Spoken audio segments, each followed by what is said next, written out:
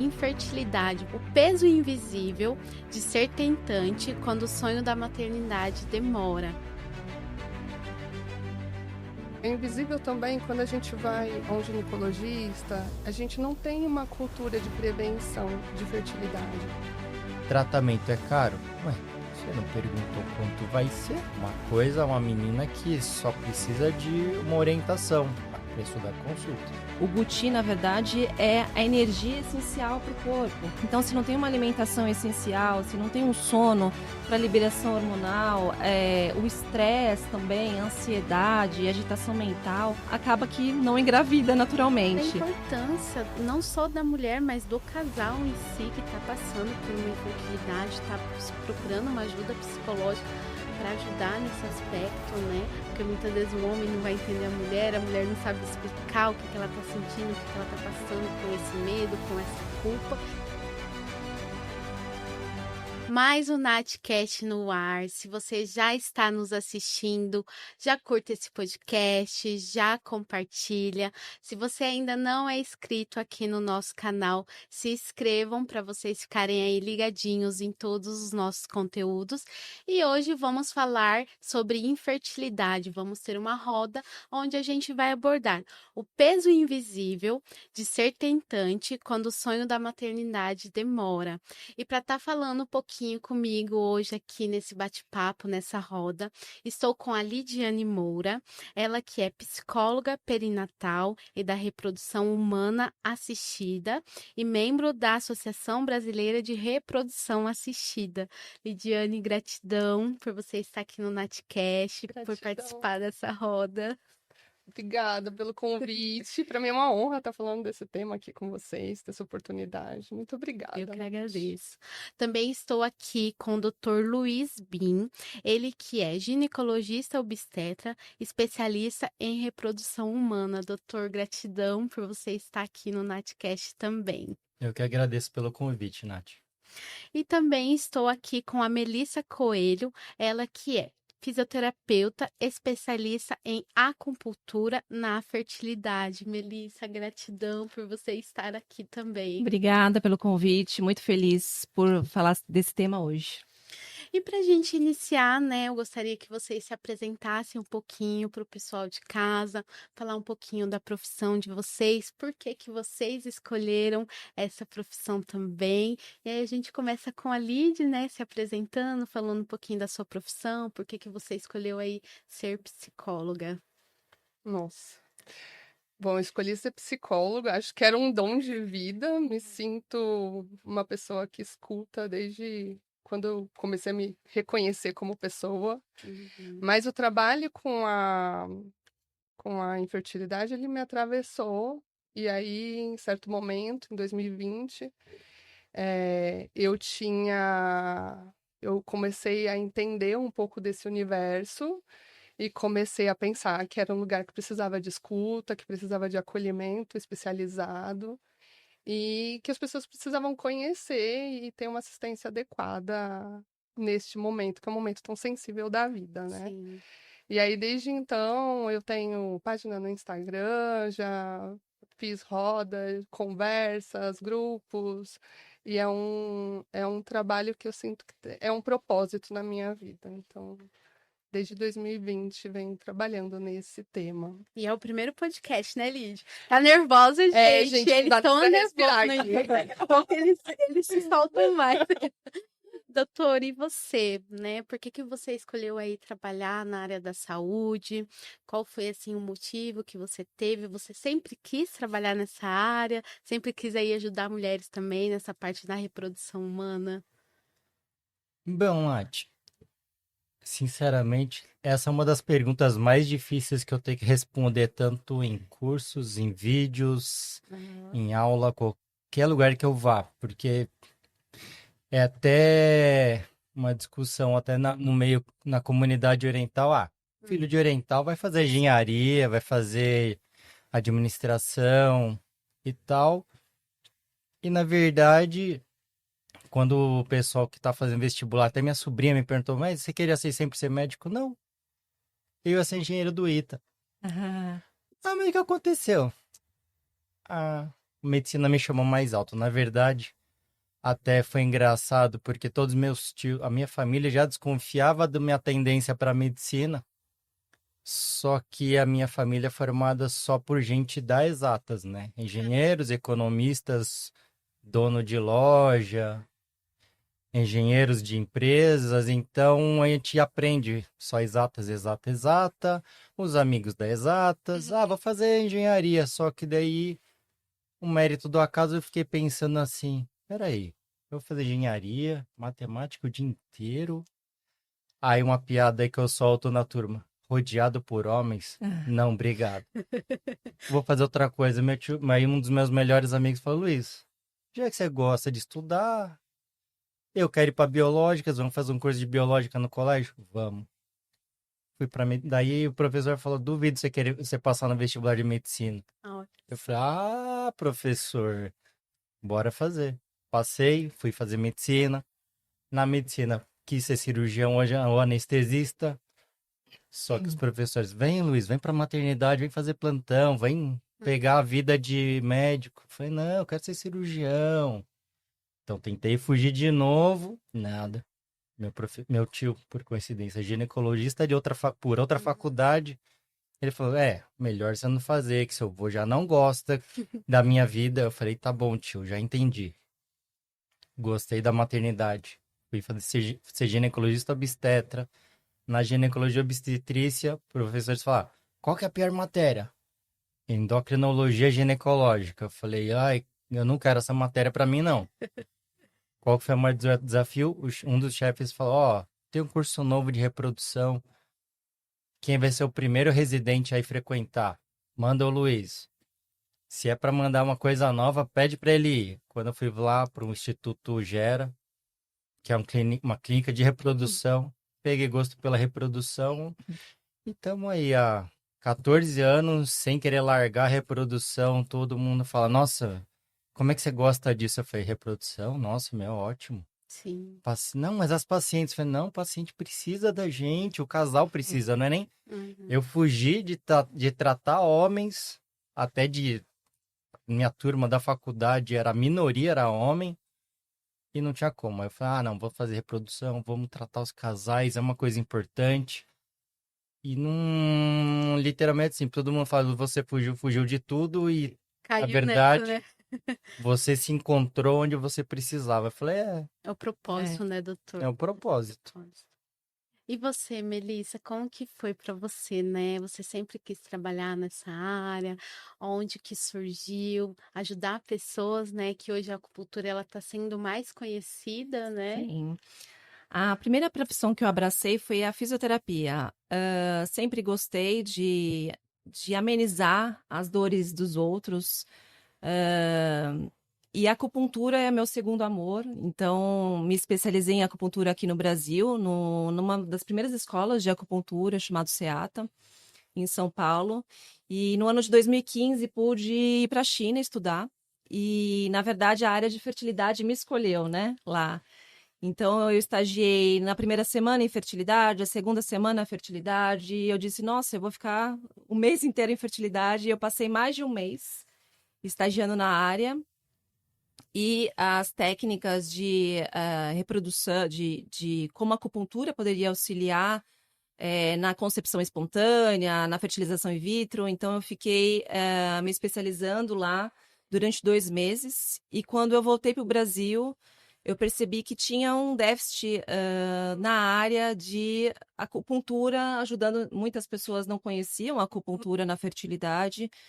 E implantei dentro de uma faculdade do ABC, a Faculdade de Medicina ABC, a acupuntura, e de lá para cá trabalho hoje numa outra clínica de reprodução humana e no meu consultório com fertilidade, auxiliando as mulheres que querem conceber naturalmente e as mulheres que têm que fazer a fertilização in vitro, outras técnicas para auxiliar aí na concepção, né? Legal. Lídia, você como psicóloga, né, fala um pouquinho como que esse casal, né, essa mulher ou o casal em si, quando ele passa por esse processo de infertilidade, por que que a gente carrega um peso tão grande, né? Eu acho que a mulher também carrega muito a questão da culpa, de não conseguir, o que que tá acontecendo e o que que você, como psicóloga, pode estar falando, né? Eu sempre falei na maternidade e o pessoal começou a me pedir, né? Nath, por que você não fala da infertilidade, né? Um peso invisível, da culpa da mulher, do homem. E aí você, como psicóloga, traz um pouco desse olhar para nós hoje. Eu acho que começa invisível porque, primeiro que a infertilidade é um tabu, né? É. O desejo, pensando em ser visível, né? O desejo é invisível. As pessoas carregam o desejo com elas ali quando elas estão ainda em formação, criança, começam a pensar nessa possibilidade. Quando o casal começa a pensar em ter filhos, geralmente isso é uma coisa do íntimo. A ideia era que esse bebê ele fosse produzido ali. Então, começa aí, que é uma coisa do íntimo, então é invisível mesmo, né? É do desejo, é invisível. A infertilidade, ela começa a atravessar esse planejamento. E como as pessoas, eu acho assim, é invisível também quando a gente vai a um ginecologista e a gente não tem uma cultura de prevenção de fertilidade. Por exemplo, para o câncer de mama, a gente ouve as campanhas de prevenção. Então aquilo tem um lugar de cuidado desde muito antes de você talvez ter um câncer de mama. Mas a fertilidade não tem um lugar, as pessoas não falam sobre fertilidade ali quando a gente menstrua, né? Quantos ciclos eu vou ter até o dia que eu queira ter filhos? Então, tem isso. Depois, carrega um estigma, porque não conseguir ter filhos carrega muito estigma de não virilidade, de não merecimento. E são dores, são crenças que são reforçadas por conselhos, às vezes até por um acolhimento meio torto, que coloca uma dor ali e as pessoas não querem, não se sentem com espaço para falar dessa dor, e elas vão guardando com elas. Então vai ficando no invisível mesmo, até que um casal se conscientize que aquilo é um problema de saúde, para que eles nomeiem, leve esse assunto a um especialista, às vezes demora muitos anos, né? Então, e tem a questão da assistência, por exemplo. É uma doença ou não é uma doença? Se é uma doença, por que não tem assistência por um convênio, pelo SUS? Né? Então, eu acho que a gente precisa falar a respeito para deixar de ser invisível, senão fica difícil para as pessoas deixarem essa busca mais leve, né? Ô, doutor, quanto tempo um casal ele precisa, aí tem um tempo certo de tentar naturalmente para depois não estar conseguindo procurar uma ajuda com um especialista? Bom, Nath, por definição, a infertilidade conjugal para casais até 35 anos são 12 meses de tentativas, 3 a 4 relações por semana, com ejaculação dentro da vagina e ponto. Isso definição Brasil. Tem algumas sociedades pelo mundo que são 24 meses, 2 anos de tentativa, mas são outras regulamentações. E para casais acima de 35 anos, a regulamentação diz que são 6 meses. A regra, a definição, são 6 meses de tentativa. Não conseguiu, seria por bom senso já procurar um especialista em reprodução. E aí tem um pequeno adendo que é casais acima de 40 anos, por encaminhamento direto a um especialista, início imediato. Mas aí é uma questão de conversar com o casal, ver qual que é a aceitação do casal em relação a, principalmente a aceitação do diagnóstico, né? Porque também tem aquilo, ok, tô com 40, já tem que fazer tratamento? Mal comecei. Entendeu? Aquela coisa, encaminhou, não, mas imagina que o Luiz só falou, não, passa com o Luiz só para ele te orientar. Aí eu falei, então, você só passou para orientação, não é tratamento, fica calma, você só ouviu falar da definição. Não quer dizer que eu tenho que você sair daqui com a receitinha pronta, vamos começar o tratamento semana que vem. Ô, doutor, a nossa alimentação, hoje em dia, a gente sabe que muitas pessoas andam com a alimentação aí desregulada, sono, estresse, os hábitos do dia a dia, pode influenciar na infertilização do casal? Bastante. Bastante, Nath. Até a Melissa, a Lidiane podem comentar na parte psicológica, Hum, parte do toda a circulação que a Melissa trabalha. No que a gente percebeu até em estudos nos últimos anos, não vou nem dizer 5, 10 anos, nos últimos 5 anos, depois de pandemia, foi caiu abruptamente. Mas aquela coisa, vamos trabalhar, trabalhar, trabalhar. Vou comer a primeira coisa que aparecer na minha frente. Eu vou. Exercício físico. Tô sem tempo. Então, essa vida corrida, sedentária, aquela alimentação, como se diz, errada, trouxe consequências. Então, a infertilidade, a redução da fertilidade dos casais baixou. Quer dizer, a infertilidade aumentou, a fertilidade baixou. uhum. Até tem um termo, não está cunhado, não tem numa definição, eu até falo para as pacientes, é uma infertilidade social, tô sem tempo para engravidar. Aquela coisa, e aí, tá tendo relação? Ui, doutor, não tá nem tempo. Não encontrou nem com seu marido? Não dá tempo, doutor, eu tenho que bater meta, eu trabalho de manhã, ele trabalha de noite, eu lá, e aí? Como é que acontece? Não dá. Alimentação, eu falei, "Ei, tá comendo direitinho? Não, passei no Mac agora há pouco, nada sem Nada propaganda, nada contra. Já comi bastante já de Mac, mas depois tive que fazer uma reeducação. Então tem tudo isso envolvido e a gente vê isso até não é só no dia a dia, na fertilidade, a gente vê até em resultados mesmo nos exames. O pessoal fala, não trate exames. Eu falo, não, mas não tem nem como negar. Olha aqui o resultado, a diferença da menina e do marido dela quando fizeram a reeducação e o antes. Sim, Tá muito visível. legal. Quer falar alguma coisa, Lê? É uma condição essencial, né? A alimentação, a gente fala pela medicina chinesa, fornece o Guqi. O Guqi, na verdade, é a energia essencial para o corpo. Então, se não tem uma alimentação essencial, se não tem um sono para liberação hormonal, o estresse também, a ansiedade, agitação mental, e, lógico, o tempo para namorar também está em falta. Então, acaba que não engravida naturalmente. Mas a gente alinhando tanto a alimentação, o sono, a acupuntura, deixando essa pessoa mais calma, mais tranquila, muitas vezes acontece a concepção espontânea, né? Melissa, fala um pouquinho, né, para o pessoal de casa, para quem não conhece a acupuntura, o Sim. que é a acupuntura, como que uma agulhinha, né, Aham. pode ajudar a pessoa em ambas tantas coisas, mas Sim, também para a mulher sim. que quer engravidar naturalmente, como ela pode estar ajudando. Aí eu costumo dizer que a acupuntura é uma técnica mais linda que eu já vi, porque ela, apesar de ser milenar aí, ela é super atual. Ela trabalha principalmente, quando a gente fala de acupuntura, a gente fala de agulhas e moxaterapia. A moxaterapia é uma erva chamada artemisia, muito utilizada nos hospitais na China, que é colocada em alguns pontos de acupuntura, que fica em cima de meridianos, que são linhas energéticas por todo o corpo.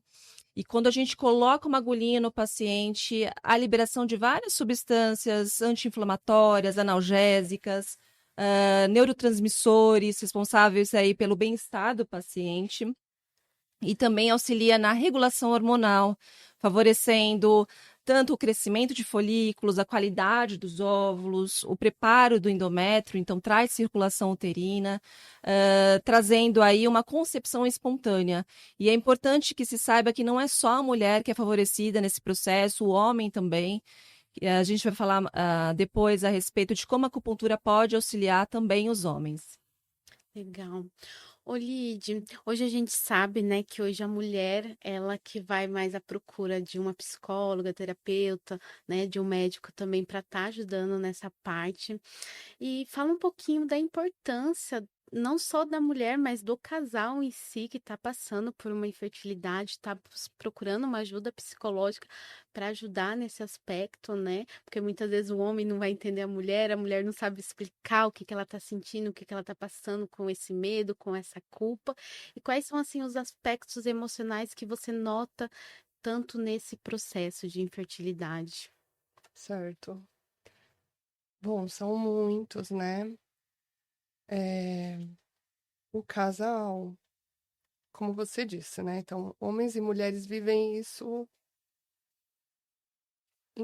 de maneiras diferentes, não menos ou mais um ou outro, né? Porque às vezes a gente fala que a mulher sente, dá a entender que a mulher sente mais do que o homem. Não, isso vem da história de cada um. Uhum. Mas, via de regra, eles estão ali lidando com frustrações, sentimento de culpa, né? Então, por que que eu não tentei antes? Vergonha, a inveja é muito comum. Ver as pessoas, as amigas, a família, tendo seus bebês e não consegue ter, né? Aquilo dá ao mesmo tempo uma sensação de culpa pelos colegas, que queria estar alegre pelos colegas e não tá, né? Ou que aquele bebê lembra a própria dor, né? Tem o silêncio, que é como é que você banca um tratamento com tantas etapas e você, cada dia, conta uma história no trabalho, né? Então, vai gerando todo um estresse sobre as partes, né? Eles ficam muito ansiosos, a ansiedade sobre... a gente chama de tratamento. Mas a gente, né, se a gente for pensar em tratamento, é como se fosse ter um resultado positivo, e não necessariamente, né? Então, eles lidam com a dúvida, com o medo, a falta de controle da vida, do orçamento, né? São procedimentos caros. Às vezes a gente toca em estilo de vida, por exemplo, como a Mel falou, e a gente acaba tocando em. As pessoas se agarram, às vezes, à comida, está no lugar ali de um suporte emocional. Então, a gente sim. tem que falar daquela comida, que é um suporte emocional, que não vai poder ser daquele jeito mais. O estilo de vida sedentário. Então, é um turbilhão de coisa, a vida vira de ponta cabeça, né? E esses casais, eles chegam lidando com muitos lutos, luto da fertilidade, do corpo, da autonomia, do sonho, da intimidade, da relação de casal, porque a relação do casal muda. Às vezes eles se perdem entre, né? Porque a mulher se diz, né? A mulher sente de um jeito, o homem do outro. Muitas vezes o homem acha que para ele dar o suporte adequado para a esposa, ele não pode mostrar muito o sentimento dele. Ele se blinda e aí ele vai apoiar a esposa e a esposa sente aquele blindado como se ele não estivesse acessando, como se ele não estivesse vivendo aquilo. Ela se sente só. E acaba que eles se separam, se distanciam. Então, tem muitas questões emocionais e da relação que a psicologia observa e também pode atuar, né? E qual, assim, no seu ponto de vista como psicóloga, né? Qual que é a importância desse casal estar passando aí por terapia, por esse cuidado? Nossa, eu acho que a gente abre um espaço para essas dores serem escancaradas e também serem cuidadas. A gente colabora para trazer ali para aquele processo consciência e leveza, né? Porque por um lado dói olhar para algumas questões, mas por outro ajuda a organizar. Então eu penso que a psicologia para os casais traz uma qualidade para a relação, para o processo e até prevenção para a relação desses filhos que vão chegar. Porque se esses filhos chegarem e esses pais estiverem muito machucados, às vezes isso vai respingar nessa relação que vai acontecer.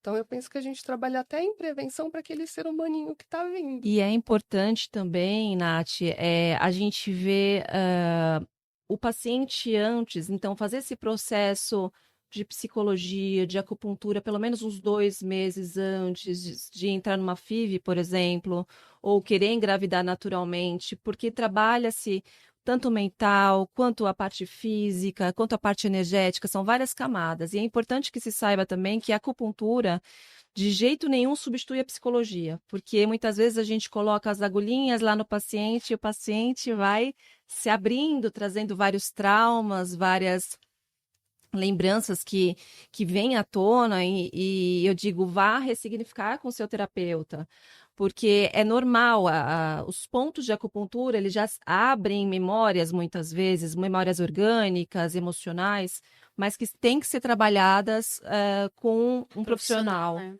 É. O doutor, e você, né, no seu ponto de vista como médico, por que que muitos casais não procuram aí uma assistência de um especialista em reprodução humana? Sempre deixa, às vezes, chegar no extremo para procurar hoje em dia. De início, é falta de informação, Uhum, tá? Tem aquela questão de colegas que não têm noção do que, vamos dizer, dos dramas, dos medos, dos anseios das pacientes. Então, a paciente, marido já estão tentando engravidar, não estão conseguindo, e o colega não perguntou, tá? Até uma brincadeira que eu faço com algumas pacientes minhas, que a gente vai dosando pela idade, aí até brinco, assim, aquelas mais novas que a gente já coloca, com 28, vamos, ó, quanto tempo já tá junto? Tô 2 anos. Então tá bom. Nem vou perguntar para quando você quer engravidar. Claro, doutor, daqui a 10 anos. Então tá bom, daqui a 10 anos eu quero engravidar. Tá. Só daqui a 10 anos eu vou te perguntar de novo, hein? Não vai me perguntar de novo? Eu não, só se você trocar de parceiro. Aí você mudou de ideia, te pergunto de novo. Agora mudou de idade, tô com 38. E aí? Pra quando? Por quê? Ué, porque a pessoa precisa anotar aqui, pergunta normal. Não, doutor. Já conversei com ele, falei, mas você acabou de conhecer? Mês que vem já começa. Perfeito. Só clico, tá começando. Ótimo. Brincadeira, as minhas pacientes já sabem, mas tem colegas que não perguntam porque não fazem parte da rotina deles. Ok, essa é uma questão. A outra questão é, por que que eu vou procurar um especialista? Será que preciso? O que que eles vão falar para mim? Literalmente, para a mulher é aquilo, mais um médico. Preciso conversar com outra pessoa que possa me orientar. Para o homem vai ser, putz, e se o problema for comigo? O que o pessoal até tem pacientes que até falam, nossa, doutor, a melhor coisa é quando passa com o senhor, porque eu só olhar na cara do meu marido e falar na cara dele o que precisa ser feito, ou até ele entende o modo que você fala, porque ele não entende o que os outros médicos falam. Aí ficou com medo. Essa é mais uma questão, porque eles, principalmente o homem é difícil de passar no médico. Tem gente que já tem isso de costume.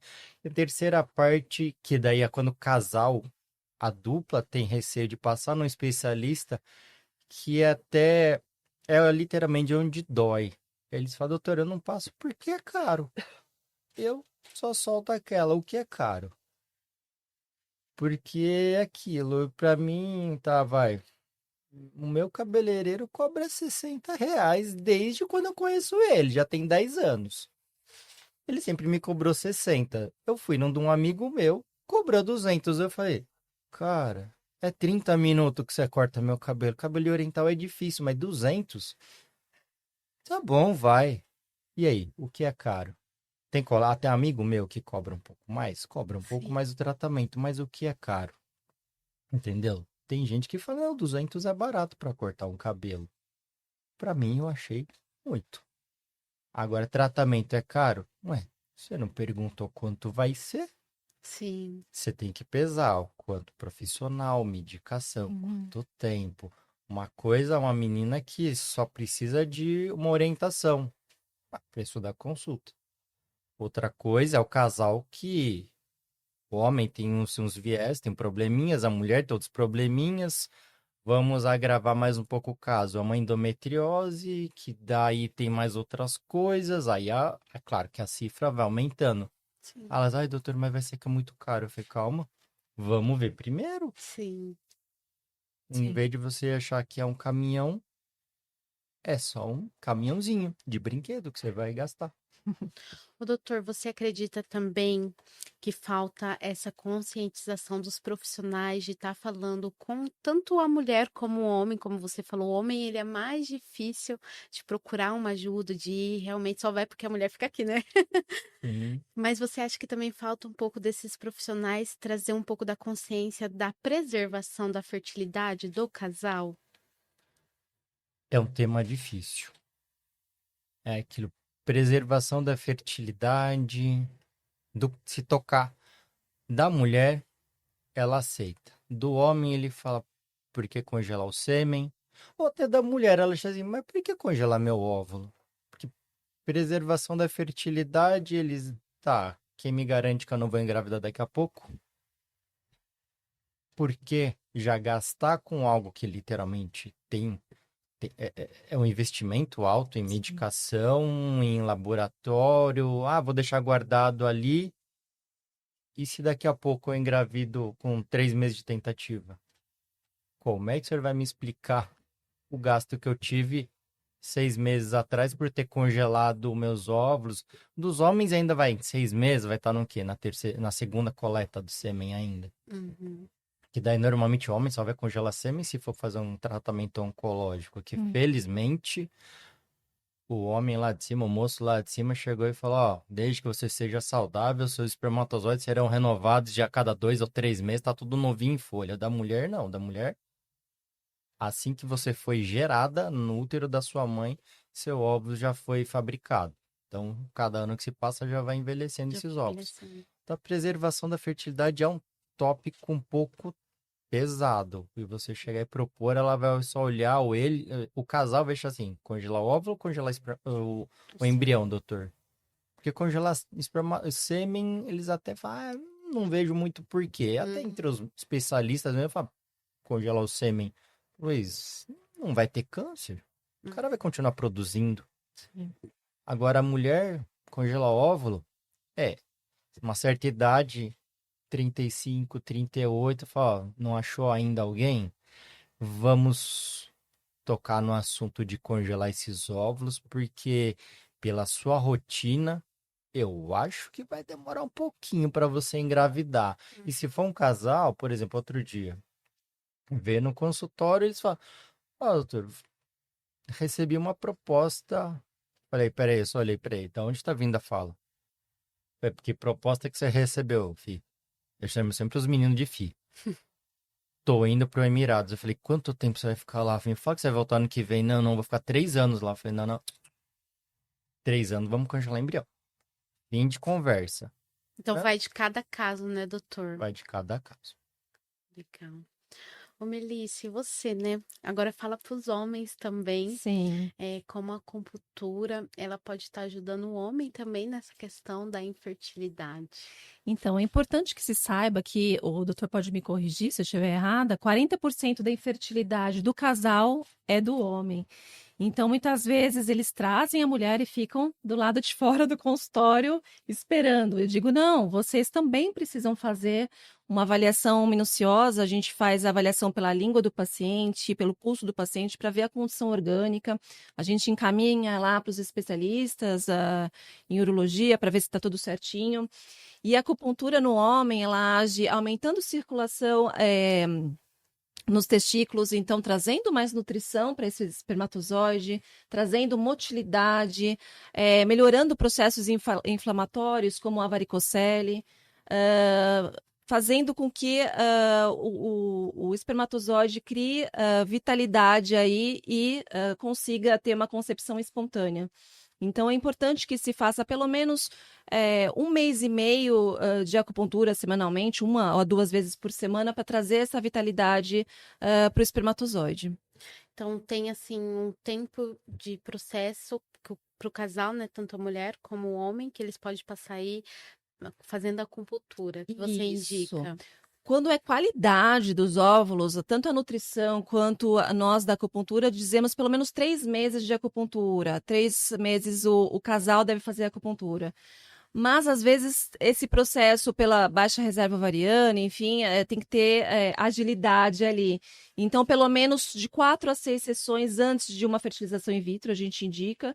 Ou então, para concepções espontâneas, 3 meses de nutrição e a parte de acupuntura.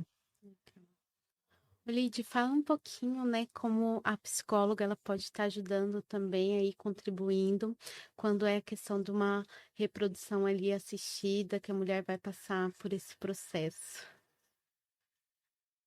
Bom, um pouco já antecipei, né? Porque a gente prevê que esses casais vão demorar um tempo para chegar ali. Então, quando eles chegam, muitas vezes, eles chegam muito machucados, com muitos novos conceitos desencontrados, com muitos conselhos. Eles precisam de espaço para até compreender o que está acontecendo, né? Então, a gente ajuda a organizar os lutos que cada pessoa está vivendo em relação à infertilidade. A gente apoia, escuta e apoia, porque tem momentos que precisam de decisões, né? Ah, vai fazer por esse meio, por aquele caminho, né?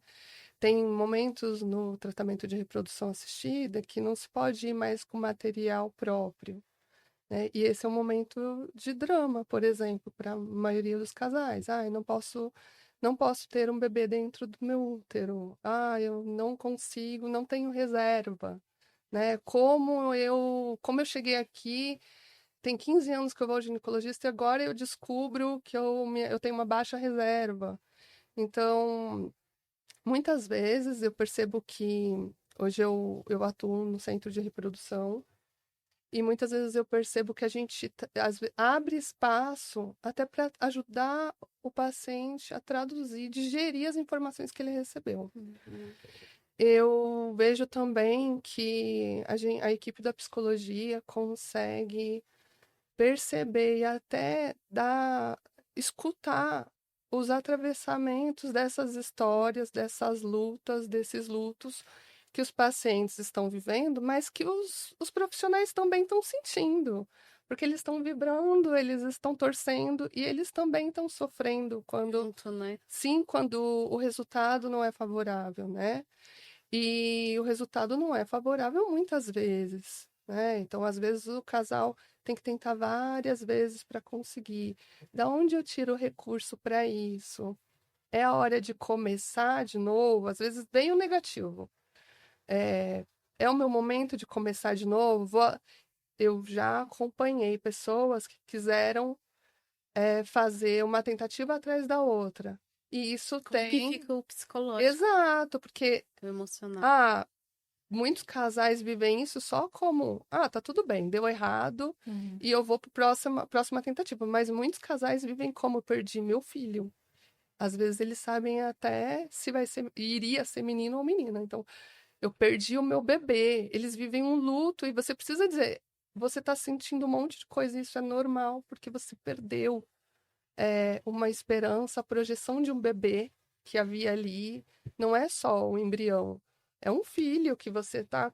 Tem gente que nomeia, chama de congeladinho. Eles têm afeto essas células, né?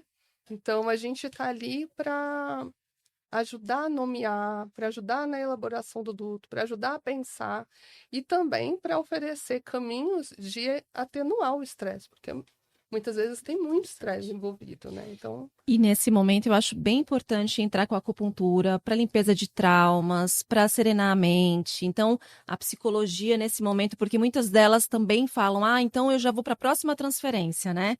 E já fica acelerando o médico para a próxima transferência. Eu acho importante esse tempo para ressignificar, para reequilibrar energeticamente também.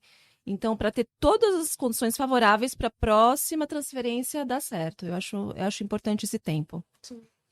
Doutor, existe hoje algum exame que o casal pode estar fazendo para ver sobre a questão da fertilidade antes, né, de fazer e de começar a tentar ter o seu filho ou sua filha? Ó, exames específicos para fertilidade, seria o básico, assim, pro homem seria o espermograma, Uhum. tá? Para a mulher ver a fertilidade em si já vai um pouco mais avançado, porque dois exames são um pouco, eu não diria dolorosos, mas são desconfortáveis. Um seria a esterossalpingografia para ver a passagem das trompas, e a outra seria a esteroscopia, que seria, na verdade, a endoscopia do útero para ver se não tem um pólipo, um mioma ou processo inflamatório. Mas, em tese, a esteroscopia principalmente não é um exame assim de primeira prescrição. A gente, pela nossa rotina, pelo grau de infertilidade dos nossos pacientes, a esteroscopia já até é uma das primeiras, a gente já vai na primeira leva mesmo. Mas assim, do homem, espermograma, da mulher, a gente tem a dosagem hormonal dela, o hormônio antimileriano agora é um exame bem acessível. Felizmente, muitos convênios têm coberto, então, principalmente as meninas mais jovens têm até pedido, né, em consulta de rotina, fala, doutor, pede o meu hormônio antimileriano lá, mas pra quê? Ah, deu vontade de fazer. Minha amiga fez, eu também quero fazer. Falei, por que não? O convênio tá cobrindo mesmo, porque antigamente era tudo particular. Às vezes a gente tem, quer dizer, felizmente, na maioria das vezes a gente tem a felicidade de ver um resultado favorável, vez ou outra a gente olha aí, essa aqui vou precisar de uns 10 minutos, 15 minutos para dedicar só para explicar o hormônio antimileriano. Mas basicamente seria isso, tá? Mas explorar muito a fertilidade, aí vai muito de cada casal. Se o casal já vem no intuito, por exemplo, eu tenho até, a gente fez o parto faz mês passado. Eles já vieram, eles falaram, doutor, vamos nos casar em novembro, em julho eles já falaram, pede nossos exames, porque eu já vou tirar meu Mirena, em novembro, a gente casando, a gente já quer começar as tentativas. Uhum. Eu falei, então tá bom, topa, topo, topa, topo. Então, vamos fazer espermograma. Assim que a gente tirou o Mirena, vai fazer esterossalpingo, se você quiser fazer, só deixei a receita já no adendo. Ela não fez. A esteroscopia, eu falei, isso aqui você não vai querer fazer, porque eu já expliquei pra ela, ela também não fez, mas faz 2 exames de sangue, todos bonitos. Eles se propuseram a fazer, eu explico tudo, e ok. 2 meses depois, grávidos. Por quê? Orientação, eu falo. Depende da consulta. Orientou, fez ó, isso, isso, isso. Fertilidade basicamente seria isso, ou até se for o caso, primeiro tenta, depois a gente explora. O que você mais indica? Você indicaria aí para o casal fazer primeiro essa tentativa? Ou se você falaria, não, tem os exames que você pode estar fazendo. Depende muito de cada casal, né, doutor? É o dito vamos pela ansiedade de cada um, tá? É que dá pra ver. A fertilidade dificilmente já nasceu-se infértil. Tirando-se certas exceções, mas assim, todo mundo nasceu fértil. Pode ser que ao longo do tempo se tornou infértil, por alguma outra razão. Poucos nasceram inférteis. Tenta. Tem casal, literalmente, jovem. Eu falo, quer tentar só 3 meses? A gente tenta 3 meses, vai. Tenta 3 meses, não consigo, a gente pede exame. Eu não me nego a pedir, porque a teoria diz, a definição é 12 meses. Não tem problema, quer fazer, a gente faz. Sim. Já explica o exame, se propõe a fazer, então a gente faz. Veio alterado? Ó, então realmente foi correto de ter adiantado o exame. Veio normal? Ó, tá normal. Segue tentando. Não quero tentar, doutor. Quero partir pro tratamento. Então tá bom. Casal quer fazer o tratamento? Vamos fazer. Legal. Mei, assim, quais são as maiores queixas que as mulheres chegam para você falando dessa questão da infertilidade, o que mais incomoda elas no dia a dia? Elas chegam extremamente ansiosas, com uma agitação mental muito grande, então a gente faz uma avaliação, mas a principal queixa é, depois da ansiedade e depressão, de não conseguir, irregularidade menstrual, então muitas chegam com irregularidades menstruais,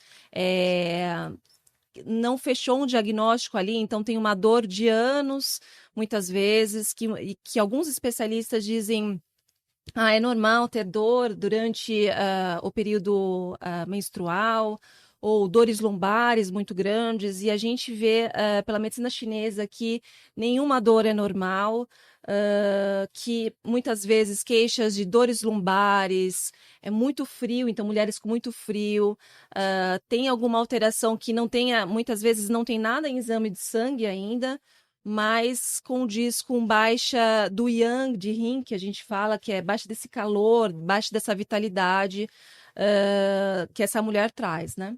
E pode acontecer, tipo, nos exames, tá tudo ok, Sim. e mesmo ali você consegue identificar que a mulher ou o homem tem alguma coisa que a acupuntura pode ajudar? Sim, muitas vezes a gente faz diagnóstico pela língua, então a mulher vem com isca, né, infertilidade sem causa aparente, e a gente olhando a língua desse paciente, a gente vê que há um grande desequilíbrio na raiz da língua, a gente vê a condição de baixo ventre, e muitas vezes essa mulher tem o útero frio, né, que a gente fala, então baixa circulação no útero, proveniente de baixa metabólica, então a fixação de embrião fica deficitária muitas vezes, e essa mulher tem o diagnóstico de infertilidade sem causa aparente. Então a gente vai tratar com fórmulas magistrais chinesas, a gente vai tratar com acupuntura, com orientações básicas de não pegar friagem, nada de pé no chão gelado. O básico, né? O básico, e muitas vezes essa mulher tratada ela consegue engravidar aí entre 2, 3 meses, né? E como que também a acupuntura ela pode ajudar, né, na fertilização aí in vitro também? Sim, a gente pede pelo menos 1 mês e meio que essa mulher chegue no consultório para dar tempo de uma regulação do eixo hormonal, para trazer mais circulação no corpo inteiro, trazer mais circulação orgânica, né? Melhorar as alterações orgânicas dessa mulher, para quando ela for para a FIV, ela responder melhor às medicações. E a acupuntura age em cada fase da FIV. Então, assim, desde o início de crescimento de folículo, a qualidade do óvulo, lembrando que qualidade do óvulo, pelo menos de 2 a 3 meses para chegar no consultório, a acupuntura auxilia no preparo desse endométrio, até a transferência de embrião, que é o protocolo de Paulus, muito utilizado nas clínicas de reprodução, que a gente faz 2 sessões, uma antes da transferência, uma depois da transferência, aumentando os índices de sucesso dessa transferência. Legal. Lid, fala para mim quais hoje são, assim, os seus maiores desafios no seu dia a dia, trabalhando, né, com essa questão com seus pacientes sobre aí a infertilidade. Bom, eu penso que uma vez que as pessoas assumem que elas têm uma dificuldade de fertilidade, elas encaram aquilo como problema no corpo. Então elas vão buscar um médico. E a gente tá falando.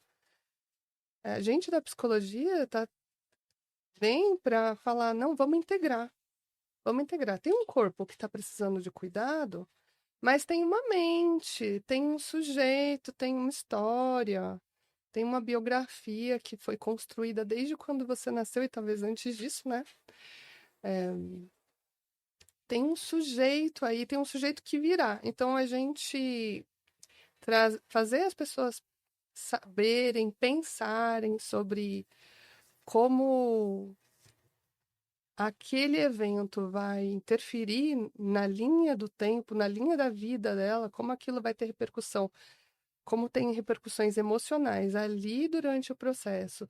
E também para além dele, eu acho que é o desafio fazer esse trabalho de psicoeducação mesmo. Falar, olha, você está experimentando isso que você está experimentando não é isso, você está ansiosa, é normal, você está deprimindo, você está se isolando. O índice de depressão e de ansiedade entre pessoas que estão enfrentando a infertilidade é em torno de 30%, né? Então, é bastante gente que está adoecendo durante o processo. Então, eu penso que a gente está ali. O nosso desafio é fazer as pessoas perceberem que precisa desse cuidado também. E se você puder deixar uma mensagem, né, para esse casal, para quem está nos assistindo, que está passando por esse processo, qual mensagem você gostaria de deixar? Deixa eu- Seria aceite o acolhimento que a psicologia tem para oferecer, escute, acolha a sua dor, né, através desse espaço privilegiado que a psicologia entrega, para que você possa enfrentar com consciência, com bravura, o processo de busca pelo bebê e que o melhor aconteça, né? Confia que o melhor vai acontecer. Doutor, e você? Ah, ele já tá nervoso. É uma pergunta difícil. Isso. Doutor, assim, quais são, assim, os seus maiores desafios que você vê aí no seu dia a dia, no consultório, trabalhando com esses casais aí que passam por infertilidade? Desafios, basicamente, seria a adesão do casal, a aceitação do casal pelo diagnóstico, na verdade, é pela indicação. Quando o tratamento é simples, eles falam, por exemplo, dá para fazer uma coita programada, uma inseminação, doutor, eu vou continuar tentando em casa. Só que quando a gente vem para, vamos fazer fertilização in vitro e partir para um tratamento com óvulo doado até sêmen doado, eles ficam um pouco mais travados ou até, na verdade, eu acho que o mais difícil é quando a gente tem uma baixa reserva e fala, só uma vez não vai dar. Um tratamento, um ciclo não vai dar. Vai precisar de 2 a 3. Se for necessário, claro, felizmente a gente consegue 1 ou 2 embriões, são necessários, ou necessário, né? Um óvulo, um embrião, um beta positivo, um bebê nascido no colo, é o suficiente. Mas o desafio maior é aquilo, chegar para o casal, explicar, eles aceitarem e partirem logo para o tratamento, porque em certo ponto, tempo é muito importante, porque passou daquele, esperou mais um pouquinho aquela brincadeira, né? Ah, não, daqui a pouco eu decido. Não, só daqui a pouco é mês que vem, tá? Não é ano que vem. Porque daí vai correndo, vamos fazer tratamento, se vai que fazer de novo, vai demorar mais um pouco. E também trabalhar a parte psicológica, o encaminhar também aquela coisa. Tem que encaminhar para um psicólogo, para um nutricionista, para acupuntura, para um monte de gente. Doutor, não era só um tratamentozinho, era só o senhor me dar o hormônio, as injeções e me indicar a fertilização e a gente ia conseguir. Eu falei, então, o seu tratamento vai ter que ser em conjunto. Sim, é uma equipe, né, multidisciplinar, Sim, né? a gente na reprodução a gente aprende a trabalhar em equipe e o casal, o paciente chega, tem que aceitar, fala, não é só com o Dr. Luiz, Sim. assim, frente a frente, não, você vai precisar de mais gente. Aí eles se vê até, parece, se sentem presos numa rede, né? Literalmente, é uma rede de apoio, não uma rede de prisão. A gente não tá querendo te prender, a gente tá querendo te apoiar. Sim. Mas você vai ter que aceitar, porque só eu não vou poder te ajudar sozinho. Vou precisar de mais gente, porque é o que eu falo, eu não sei tudo não. Só tenho cara de que sei tudo, mas vai precisar de outras pessoas junto. Sim. Basicamente, um desafio maior na atual conjuntura, eu diria que seria isso. Você conseguia pegar o paciente e falar, vamos fazer o tratamento, e ele fala, tá bom, doutor, faz o que for preciso, com quantas pessoas forem necessárias. Doutor, qual mensagem você pode deixar aí, né? Ah, ele já tá nervoso. Uma mensagem. Qual mensagem que você pode deixar aí para os casais que estão passando por esse processo? De início, eu diria que especialista em reprodução, a gente não é um monstro, mas a gente também não é um mago. Então a gente não vem só para, nossa especialidade não vem só para dar aquele diagnóstico pesado da infertilidade, mas a gente também não tem o poder de te dar o 100%. A gente não tem como dar o toque de mágica e falar, pumba, engravidou, parabéns. Tipo, nossa, o Dr. Luiz é o cara. Ele encosta o dedo e faz o milagre acontecer. Não tem como, mas o nosso principal não é só fazer tratamento. O nosso principal braço é a orientação. Orientar o que fazer e como fazer ao longo do processo. Literalmente, eu falo que o meu tratamento, acho que 70% é verbal no consultório, 30% é medicação em laboratório. E também vai da pessoa manter esse cuidado em casa, né, doutor? É, porque a orientação fala, faz isso, Uhum, faz aquilo, vai nesse lugar, vai naquilo, vai com esse, vai com aquela. sim, legal. Melissa, e você? Quais são, assim, os seus maiores desafios no seu dia a dia, né? Você aí trabalhando com essa questão da infertilidade. Eu acho que o maior desafio é lidar com a ansiedade, com a agitação mental que as mulheres trazem no consultório. Então, não é, elas muitas vezes elas não falam de tantas causas físicas como elas trazem causas emocionais. E eu percebo que a acupuntura é uma ferramenta ótima de reconexão com elas mesmas. Então, a acupuntura não dispensa psicologia, nutrição, médico, mas ela integra todas as áreas. Então, ela vai se reconectar, ela vai se perceber. Muitas vezes, ela nem percebia a dor que ela tinha. Então, ela suporta muito. Então, eu sou uma dorzinha. E quando começa a fazer acupuntura, fala: Nossa, doutora, eu comecei a sentir dor lombar. Não, você já tinha muitas vezes essa dor lombar, ela veio à tona. Vamos ver o que, que é essa dor lombar. Então, ela começa a se perceber melhor. Então, os desafios são esses: a parte emocional, muitas vezes à frente da parte física, das queixas físicas, e a técnica conseguindo integrar ela, se perceber melhor e direcionar para o médico, para o psicólogo: olha, eu senti isso ontem na sessão de acupuntura, olha, lembrei disso. Olha, eu sinto uma dor lombar, doutor, pesquisa se eu não tenho uma endometriose. Então, é interessante. E qual mensagem? Todo mundo fica nervoso quando eu faço essa pergunta. Qual mensagem que você pode deixar aí, né, pro pessoal de casa que está nos assistindo, para esse casal também que está Sim. passando por isso? Eu acho que a mensagem principal é: mulheres, se reconectem com vocês mesmas. Durante sessões de acupuntura, é possível se perceber. Homens, venham fazer acupuntura, se percebam, se tratem também, procurem ajuda médica, ajuda psicológica muitas vezes. Muitas vezes eu faço meditação durante a sessão de acupuntura e os homens são mais fechados na meditação. As mulheres se entregam mais à meditação, à percepção de si. Então, venham fazer acupuntura antes de um processo, muitas vezes, de fertilização in vitro, para se reconectarem, para se perceberem, para ter maior resultado durante os tratamentos médico e psicológico. Legal. Tá. E para a gente encerrar o nosso podcast, eu gostaria que vocês deixassem aí, né, a rede social de vocês, onde o pessoal pode estar encontrando vocês, né, para quem também trabalha aqui, né, físico aqui, onde pode estar indo também o local do endereço de vocês. Legal. Tenho 2 páginas no Instagram. Uma é o Seguindo Juntas, que é uma página dedicada a falar disso, mas também pensando para o além, né? Para o além tratamento, para o além sonho, porque às vezes a gente também tem que se haver com uma vida sem filhos, né? Então, Seguindo Juntas tem essa proposta. E tem o meu, que é psicóloga Lidiane Moura. Obrigado, Lid. Doutor. Do meu profissional é o dr.luisbin e o da clínica é o Clínica Bin, que podem me achar aqui em São Paulo mesmo. E você tem um endereço fixo aqui, doutor? O endereço fixo é aqui na Rua Sena Madureira, 151, aqui perto da Vila Mariana, no conjunto 708.